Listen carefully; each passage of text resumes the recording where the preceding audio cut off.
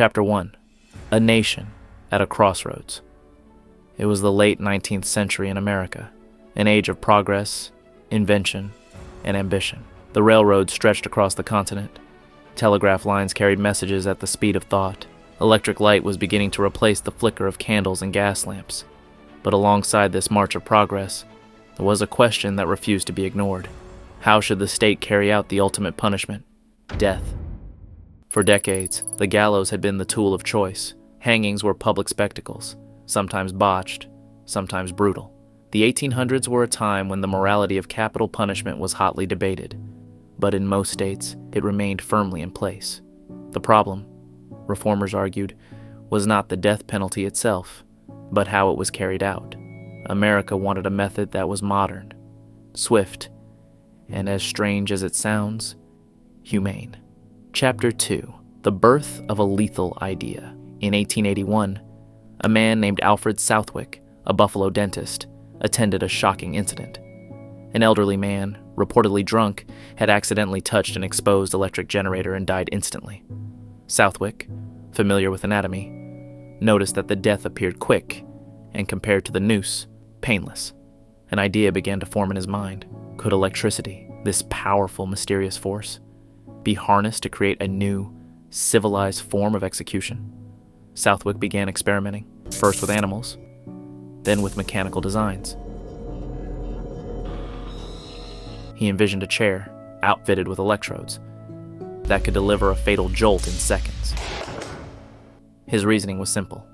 A seated person could be restrained more easily, and electricity could kill with precision. His concept gained the attention of New York State, which in 1886 formed a committee to find a new method of execution.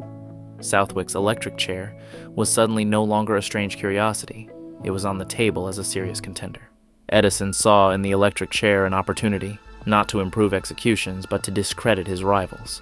If AC could be associated with death, the public might fear it, and DC could win the market. Edison's team began using AC power in gruesome demonstrations, electrocuting stray animals to show its deadly nature. The press ate it up, and so, when New York moved forward with the electric chair, it was AC, Westinghouse's technology, that would power it, ironically, against his wishes. Westinghouse protested, calling the method inhumane, but his objections were ignored. The stage was set for history's first execution by electric chair. Chapter 4. The First Execution. On August 6, 1890, at Auburn Prison in New York, a man named William Kemmler was led to the newly built electric chair. Convicted of murdering his partner with a hatchet, Kemmler's fate had been sealed months earlier. Witnesses gathered, officials, journalists, and prison staff, all eager, and perhaps fearful, to see this modern method in action. Kemmler was strapped into the oak chair. Electrodes were fixed to his head and spine. A black hood was placed over his face. At 6:38 a.m., the switch was thrown. The first jolt, about 1,000 volts, lasted 17 seconds. Smoke rose from Kemmler's head, but he was still alive. A second shock was administered, lasting over a minute. The smell of burning flesh filled the room. Several witnesses fainted. The press described it as an awful spectacle, far worse than hanging. Yet despite the horror, the electric chair was declared a success. New York had taken a step into the electric age of execution, and other states soon followed. Chapter 5. A Spreading Legacy. Over the next decades, the electric chair became a grim symbol of American justice. States from Ohio to Florida adopted it, each building their own versions. The public image of the chair was unmistakable: solid wood, thick leather straps, and the unmistakable steel cap that fit over the condemned's head. Its defenders claimed it was swift and humane. Its critics called it barbaric and unreliable. There were countless cases where the process went wrong, where faulty equipment or poor contact caused prolonged, agonizing deaths. One of the most infamous was in 1946, when Willie Francis, a teenager in Louisiana, survived his first trip to the chair after a mechanical failure. He had to face the chair a second time a year later. The case sparked national outrage, but the courts upheld the sentence. It became a cultural symbol.